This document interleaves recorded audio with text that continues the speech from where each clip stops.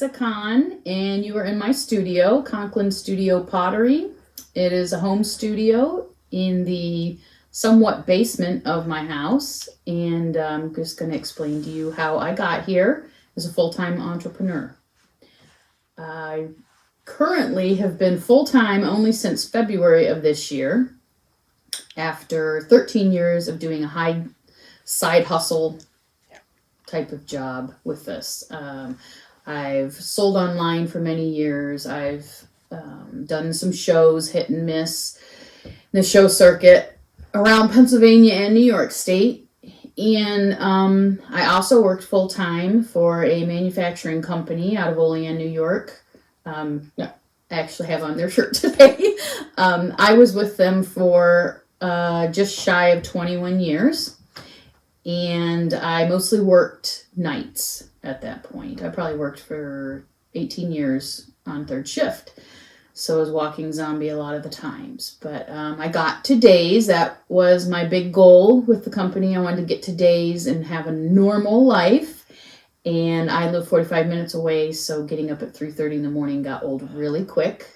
And I'm a type of person that has to have coffee. So by the time I got my coffee and was ready to get out the door, I had to have a few hours prior to leaving to function as an adult. So I was on days with Cutco for probably a couple years, and that was just kind of like an eye-opener. They are a great company. I'm very lucky to have worked for them as long as I did. Wonderful company, takes care of their employees quite well. And my heart just wasn't in it.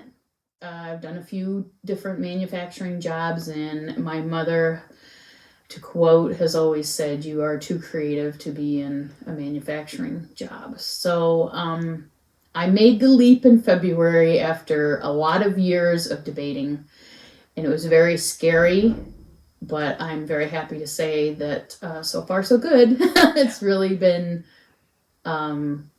different. Not getting up and going somewhere other than down my steps. So that is how I got full time right now. Like I said, I haven't even been doing it a year, but we're doing pretty well. So my background, as far as the arts go, I do not have any kind of college degree, or I did have one semester of art school in Pittsburgh. And when you're young and dumb, you don't think about your future too much. When you're 18, you're just like, oh, I want to go do that. And the program I went to the Art Institute of Pittsburgh, and I went into Industrial Design Technology, which was a really awesome program. And the thing that drew me to it was you could make special effects for the movies. And I thought, oh, that would be so much fun, not thinking about how am I going to use that in Bradford, Pennsylvania? Because I very much did not want to move to California or anywhere like that. I wanted to stay grounded where I grew up. So after a semester of that, my brain was like, how am I going to use this? I'm wasting my time, blah, blah, blah. And I decided to not continue. And I came home and I got a full-time job. And that pretty much summed up the rest of my early adulthood. I just pretty much worked, and then I started out with side hustle doing this. When I got hired at Cutco, I saved up some money and I bought my first kiln. And it took a really long time to fill that kiln, but when I first did and I put my items in and fired them and got them out and saw all the things that you could do, I was like, wow, this is it. This is kind of like the clicking factor. And I did take pottery in high school from Mr. Sanfilippo, if any of you are from Bradford area. George Sanfilippo was my pottery teacher and my art history teacher, and he let me come into the pottery room during my lunch break and just mess around in clay. And I did that for 2 years with him. And I think that's really where the seed was planted for clay. What I touched on earlier about my education, when I was in high school and I was doing my ceramics class, we had to do two requirements on the wheel, and it was a teacup and a saucer, and you had to do that on the wheel, and I did that, and they were horrible, and they did not function, and they did not hold water, and I very quickly learned that I do not like the pottery wheel. It's not it's not my vibe. That is I'm not good at it. I've tried it a few more times over the years, and I'm definitely a hand builder, which means I basically work with slab pottery, where you can roll it out with a rolling pin. I bought myself a slab roller. Makes it really nice. Everything's even, but I work off slabs and hump molds and much more of a sculptural process than throwing on the wheel. If you can throw on the wheel, you are something. I am not. It's not my forte. So in high school, we had to do that. So I did my requirement, and I don't even remember what I got on it, but I passed. And after that, I could do different projects however you wanted. You could do hand building, or you could do work on the wheel again. So I definitely went with hand building, and I made a lot of weird stuff, big noses or faces. I did a couple faces. I did a big ear. I did a, my dad used to have it on his desk, pencil holder was just like half a guy's head, and the pencils were in the top of his head, and he kept it on his desk at Bradford High School for quite some time. He was the mechanical drawing teacher, Guy Conklin, and that's just kind of what I went towards. So after I graduated and was trying to figure out what I wanted to do, that kind of is what drew me to the Art Institute of Pittsburgh, because their program, you could do the special effects, and that was the aspect of that program that drew me there.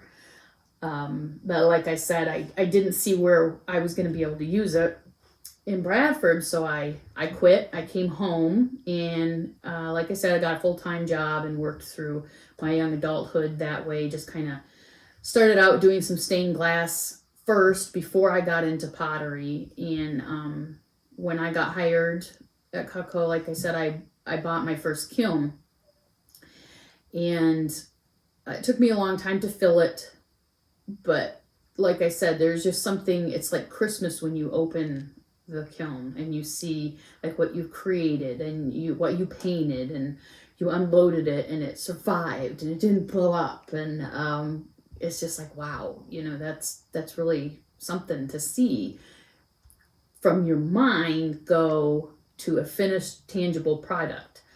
It's crazy. But it was a side hustle for so many years. I really, really wanted to go full time. I didn't really know how to do it. So it was a lot of years with back and forth on how do I make this work as a full-time job. That was my dream. Probably about maybe 3 years into my little venture down here in my basement, I came across the Pennsylvania Wilds Travel Tourism, which is a combination of counties throughout Pennsylvania that are very much rural, like Bradford. Pittsburgh is a very large city. Philadelphia is large. Harrisburg. We are a very rural area, and the Pennsylvania Wilds touches on the tourism of that area, our natural surroundings, what we have to offer. A lot of people from the cities, they come out here, and the green, they don't have that where they're at. So I got involved with them. They had an application process where you could submit your work to become a juried artisan through the PA Wilds, which I think I did. I think I've been with them probably around maybe 10 years, around 10 years. I think I've been doing this around 13, 14 years total. So I've been with the PA Wilds for around 10 years, and they have been a key component in why I'm able to quit a job, a very good job, that I was at for 20 some years. They are the key component why I was able to do that, because they support rural artists. They have opened, they're on their second store right now. The Kinzu Bridge has a gift shop, and they fill it with work from local artisans. And Leonard Harrison State Park down by Pennsylvania Grand Canyon is the second one, the second store that they have. So I actually, there's a part of my business with all the weird things that I do. There's a part of my business that I am in.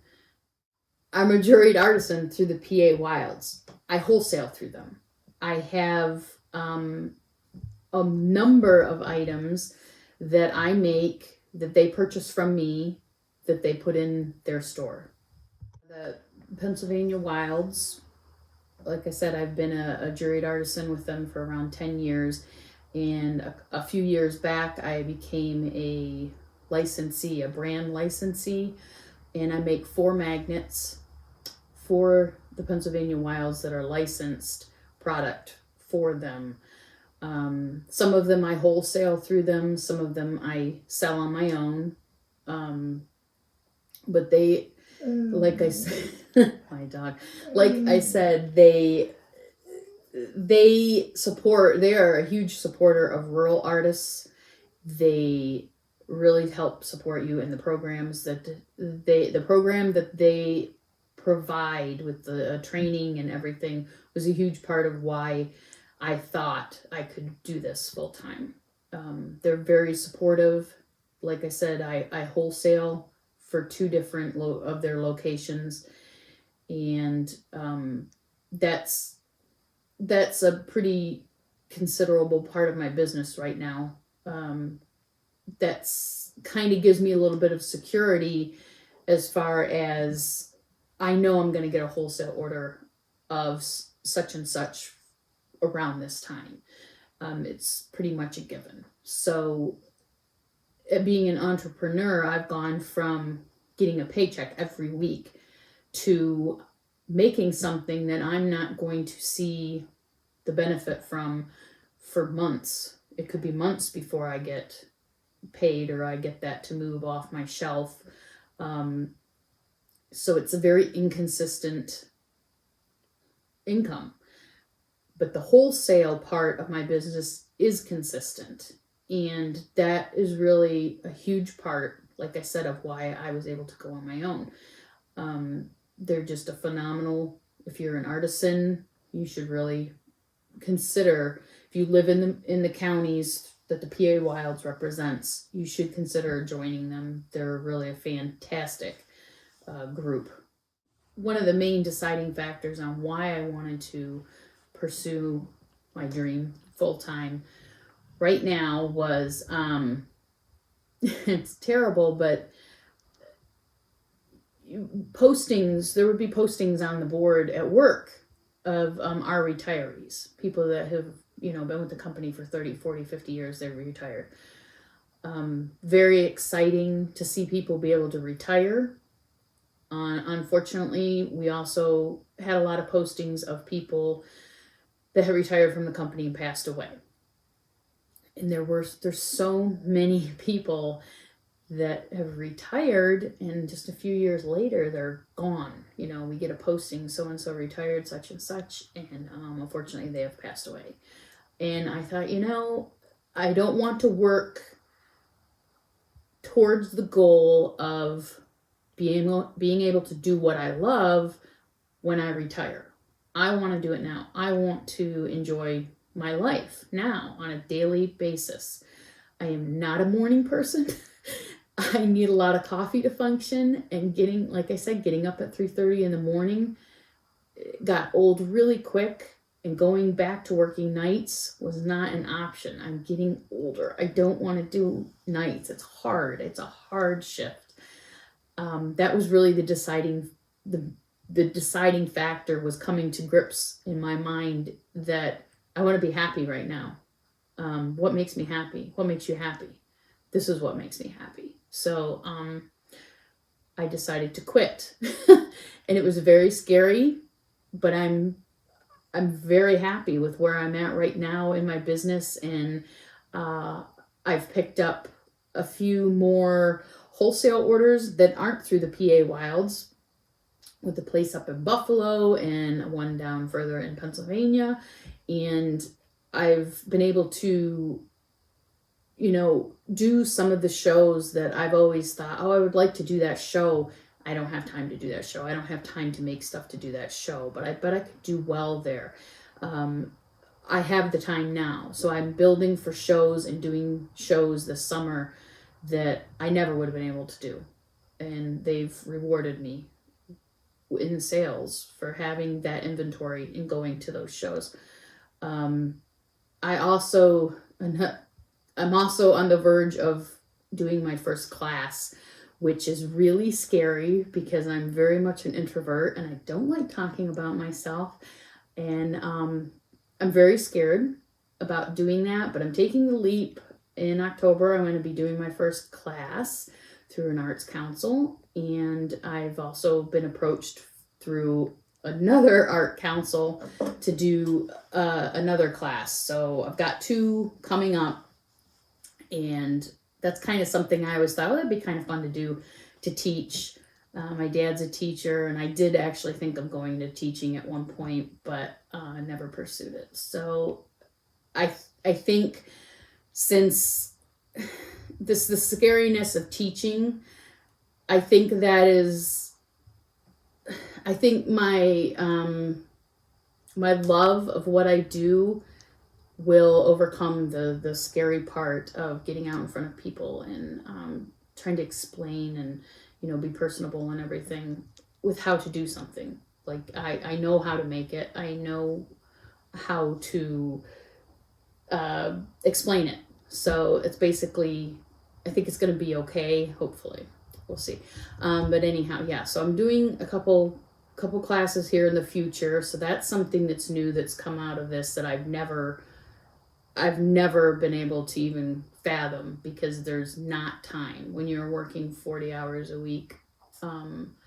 It's very hard to do a side hustle and make it successful. And I babied it for 13 years, and I established a lot of connections, and I actually established one of my wholesale orders prior to quitting.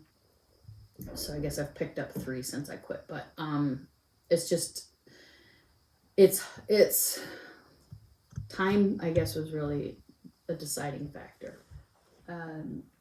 So I'll be teaching my first of hopefully of many classes coming up in the future.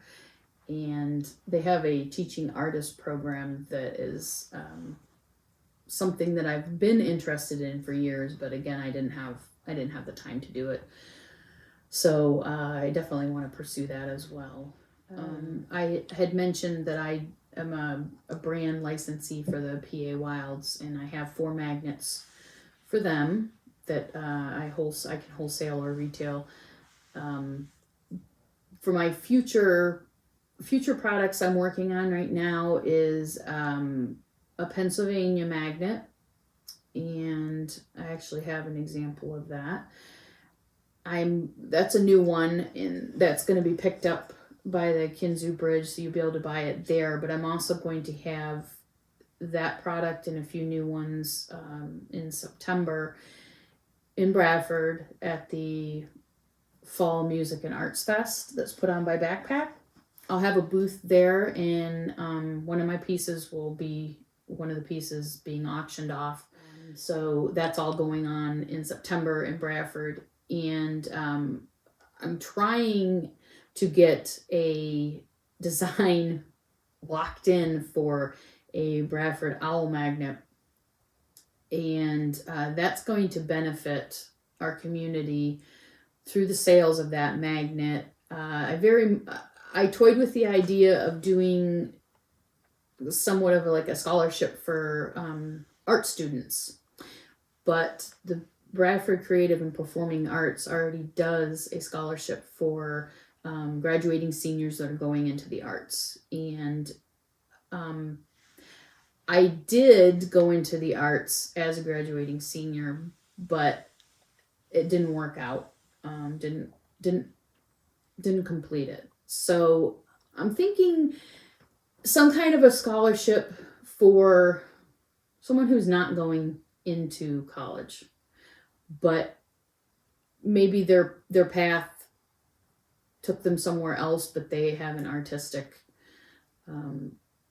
an artistic need. They want to take a class somewhere. We have some really great uh, art galleries and local art facilities in there's one in Olean, the Tri-County Arts Council, which I used to work for. I used to load kilns there for I did it for a couple years before I went full time.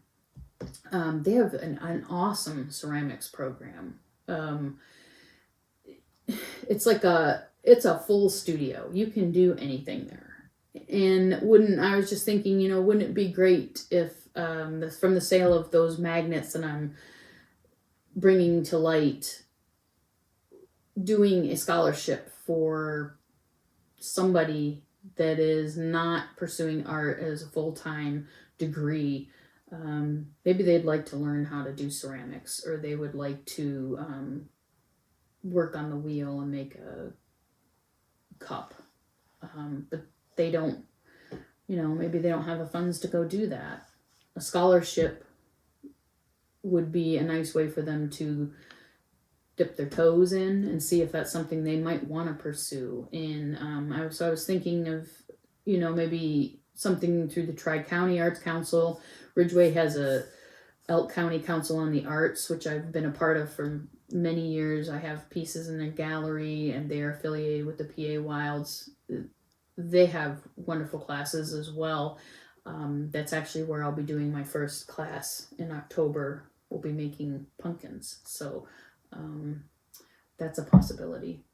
I mentioned that when I first got into, I made a few pieces before I bought my kiln, but I was able to buy my kiln because of my full-time job. Being able to save the funds for that, and buying that outright was really an awesome feeling. But before I even bought that kiln, my mother and I found who is now my supplier for my glazes, and I actually have bought both my kilns from her. My mother and I took a little road trip to M&M Pottery, and my mother bought me my first box of clay through there, and a little toolkit. And it was a 50-pound box of clay, and I built off that box for a while until I basically didn't have any more clay. And I'm like, okay, now I need to fire this stuff. And I didn't know of anywhere to fire it, and I really wanted to try and make this something that I was going to benefit from. And plus I really enjoyed it, and I wanted some more clay, so I'm like, okay, well, I'm going to save for a kiln. So I had basically a 50-pound box of clay that I fired in my first kiln after I bought it. And it sat, the creations that I did sat on a shelf for a couple years before I got that kiln. And I fired it, and everything came through the bisque fire, and then I'm like, okay, so now I need to buy some glazes. So I went back to M&M and I got, a couple glazes, and really just a learning process. I read a lot of books. I took some classes, hit and miss, through different institutions, through a couple potters that I knew. They let me come and work with them for a week or two. And that's how I learned everything that I know, which is not everything that I need to know. But last year, before I left Cutco, I bought my second kiln. It's a smaller kiln so that I have a faster turnaround. I make a lot of small items. I make a lot of owls. I mentioned the wholesale order for magnets. When an order like that comes through, there's a lot of magnets, but they're small. I bought a smaller kiln, but it's an automatic kiln, so I can just set it and forget it, and kind of keep an eye on it, but walk away from it. My large kiln that I've had, the first kiln, is a manual, so depending on the firing schedule, whether I'm doing a bisque or a glaze, I have to babysit that kiln. I have to get up through the night. I very much will fire it through the night, so get up every 3 hours, turn the kiln up until it has completed its firing. And the new one is just, it's so easy. It's digital, and it's like, I just can't imagine starting out with something like that. So I really love that little kiln. It's so nice, but my big pieces don't fit in it. So my standby large is usually loaded more than the smaller at this point, unless there's wholesale orders. But yeah, so I have two kilns now. One is state of the art, and one is the old standby. And they're both great kilns. They're both scuts, and I probably will never venture from a scut. And I bought them both through M&M Pottery, and she has, where I've got the first box of pottery, of clay, she's been my supplier since, and she's so knowledgeable. Tony is so knowledgeable. You can call her questions, she's great. So the relationships that you establish with just going and purchasing things, and you really find other artists and other crafters that you didn't even know existed. And I miss a lot of the people that I worked with for 20 some years. I definitely miss working with them, but you do kind of come into a different crop of friends when you're on your own, because they're out there. The part of my business that I love is creating, and I love making all the little goofy things. And as an artist, that's why I wanted to be an entrepreneur, is to bring the things that I see in my mind, bring them to life, create them, sell them, pass them on to have other people enjoy. The other half of your business is financial, and I realize that I am very lucky as an entrepreneur to have a creative space already in place. I am very lucky as an entrepreneur to have pretty much all the equipment that I foresee in my business needing. I have a slab roller, which is a key component. I have two kilns now. I have the big bulk pieces that are expensive, that a lot of people, they might be going into business and they don't have equipment. But from working 20 some years, I've built that up, and I have all of that. So I feel very fortunate to have a space, to have my equipment. The other part of being the creative aspect, the other part of that business is the financial, the taxes, the paperwork, all that stuff, the reporting. It's just not anything that ever interests me. I'm not good at math. So I learned a lot of that type of information through the PA Wilds. They did a lot of, they're constantly doing workshops and whatnot to help you further. They want to see you succeed. They want you to be a successful artist and be part of their network, and they offer so much to help you get there. This past spring, I was part of the PACE program through the Pennsylvania Wilds. And it was a 5-week program. We met virtually twice a week, and we covered all those topics. You know, how to do the spreadsheets, how to keep track of your inventory, how to promote yourself. I mean, they that program I felt very fortunate to be involved in, and it really came at a time when I needed it, because when I decided to quit, yes, I had all of that in place. I had all my equipment in place, but I didn't have a lot of the backing for the finances. I know you know how to do your own taxes. Some people, go to H&R Block or whatever, but it's just so different with a business, because especially like if you wholesale, I don't collect the tax on that.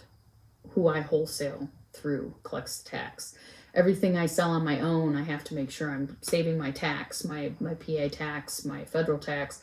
And now, there's a big shift now, because when you work for someone else, your income is taxed off the bat. You pay into the government for your federal income tax. Being in the position I'm in now is like, okay, if I sell something, I need to make sure that what I sell that for, off of that price, I make sure that I have to remember that that is now an income, and I have not paid that income tax off that product yet. So I need to make sure that I set aside the percentage for that. I need to set aside my 6% for the PA sales tax, which I have to file today. Today's the file date. Anyhow, it's different. So there's a different. It's not as easy as just, I'm going to start a business and I'm going to sell stuff, and it seems like that is all you would need to do. And in a sense, it is. I mean, I started a business. I make stuff. I sell stuff, but there's a lot of little key components that I need to make sure. Like I said, if I sell something, that's my income. I need to make sure that I set aside the taxes from that income for the end of the year, or pay it as I go. So that was a big thing that was different for me this year's taxes. It's a lot of paperwork, and it's not my favorite part of the business, but it's a necessity. And I find that these small business, I can't remember the name of the SBCD, they have any kind of class you would need to start your business, run your business, help you in your business. They're a huge supporter of small business. And I have taken some classes through them as well. And just a plethora of information can be found through them, as far as helping you do, your inventory tracking to paying your taxes. It's an amazing resource through both of them, the PA Wilds and the small business. So jumping off, my tax, my use tax being due today. There's always in the back of my mind, my taxes are going to be so different now. And I'm a little apprehensive about doing my taxes this year, because I don't want to screw it up. I don't want to have overlooked something and think, oh gosh, now I got to pay in, or, where are these funds going to come from if I have to pay in? What if I mess something up? It's a lot on my mind as far as the financial aspect of this business, because I can come down here every day and make something and enjoy the day. And at the end of the day, I need to make sure that I have all my ducks in a row as far as the financial aspect of this business goes, because I think that's probably one of the fastest ways to not make a business work. It doesn't matter how talented you are, how much inventory you have, how many shows you do. You have to know that aspect of your business, the financial part. And like I said, I'm not good with that. So going through the PACE program and taking courses through the small business, that is really a key component. You need to be on top of that, as well as being a creative, creative business. You have to have that part of your business, and it doesn't even have to be in a creative business. If you're an entrepreneur, you have to have like everything figured out before you delve in. And although I had a lot of the physical things figured out, the finances were kind of still shady with me. And when I got into the PACE program earlier this year, it really came at like the perfect time, because I knew I was quitting. It's almost crazy because I knew I was quitting, and then I got accepted into the program, and it was almost like, oh, okay, I'm going to ease into this. They're going to help me. They're going to help me figure it out. And it's hard to do it all by yourself. So if you can find resources like that to help you navigate that, it makes a huge difference. Like, just for like paperwork, keeping track of what you're doing. I was all over the place before, and I'm still very much all over the place, but at least I know what I have to keep track of. So a big shout out to places like the PA Wilds and the small business. They really are there to help you. I suggest you reach out and find those classes that you think you're going to need. They're huge resources. Wonderful. So I talked about not having the consistent weekly income, the security of that income weekly. It's really been really different, because for so many years this business operated as kind of like a side income. Like, I had my income, and then if I wanted to do a show or something, that was like, ooh, I got $500. I'm going to order some new glazes, and it's like, I can't have that mindset anymore, because although I still have to order my inventory and everything, and my glazes and my clay, I have to make sure I order that. But it's like, if they come out with a brand new such and such, I can't just be like, yeah, I'm going to buy that, because you might not have the money to buy that right this minute. You might want to wait a little bit before you do that. So there's like a security, there's an aspect from this business that's like, I feel secure because I know that I can produce and sell, but like insurance, my health insurance, my husband and I have always had separate health insurance through his employer, through my employer. When I quit, I went on his health insurance, which has been fine. But my husband is a structural welder, and he went in between jobs with his company. So they ended a job, and they didn't have the next job starting for 3 weeks. So he was laid off. Well, when he gets laid off, he doesn't have insurance. So he and I had no health insurance for 3 weeks. And, it's like, don't poke your eye out, because you're not going to be able to go get anything done. That kind of thing, I think the security of not having that consistent income and that backing of the health insurance, and,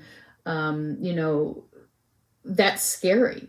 And that was a very scary part for me, because my husband always works. My husband can get laid off from a job and find a better job in a week that pays better with better insurance. I mean, that's just how he operates.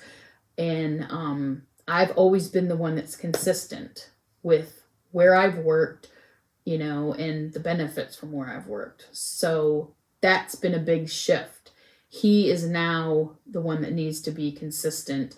And unfortunately, that 3 weeks was like, ooh, that was uncomfortable, but nobody lost an eye, and we got through it fine. And, he's back to work, and he'll be back to work and off work and back to work. And it just depends on how his jobs go, what jobs are working for him and what isn't, and what jobs are starting and what jobs he's finishing. And so that was a little sketchy there for 3 weeks, but we were fine. And I mean, it's just stuff like that is like parts of your business. I'm very fortunate that I have somebody that has health insurance that I could be brought on, because if I was on my own by myself, I wouldn't have that. That would be another expense that I would have to pick up. So again, I know I'm very fortunate with my dog having a creative space, having my equipment, and having that backing of my husband with his health insurance and his benefits of having a steady income and a steady job has helped. But um, it's just all kinds of different things to think of when you quit. Words of advice, I guess I would say, follow your dreams, but be prepared. Um, like I said, I've been doing this for 13, almost 14 years as a side hustle. I knew I wanted to take it to the next level and be full time, but you need to have a lot of resources which are available to you through the small business. I mean, if you're an artisan, definitely check out the PA Wilds. The Wilds Cooperative of Pennsylvania is kind of like a smaller part of the Pennsylvania Wilds. That's what houses your artisans, your restaurants, your trail stops. It doesn't cost anything to be accepted in. You just have to go through a process, and if they feel that you fit their requirements, I don't pay anything to be part of it, and they have been a key component to this business going full time. It's you just kind of need to have your ducks in a row, I guess. But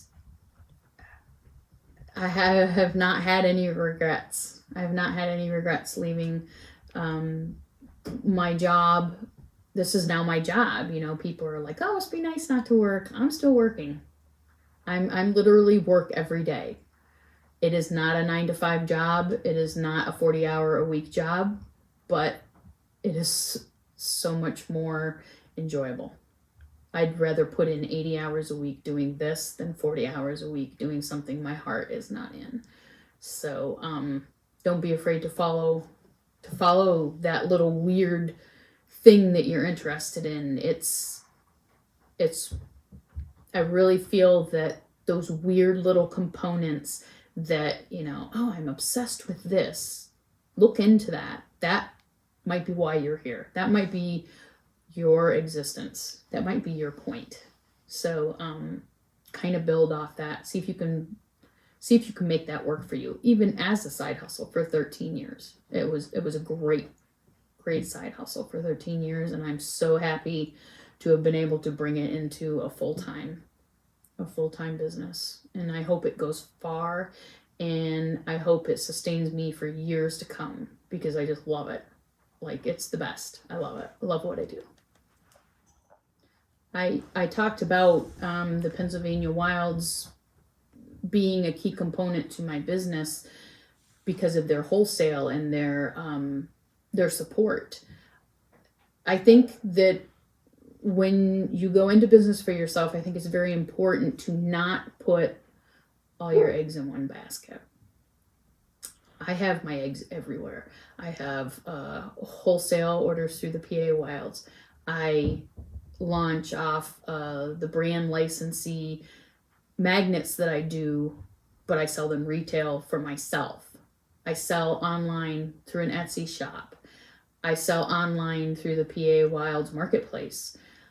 I do in-person shows. Art shows through the summer. You go and you set up with your little tent and your 10 by 10 white tent, and you sell in person.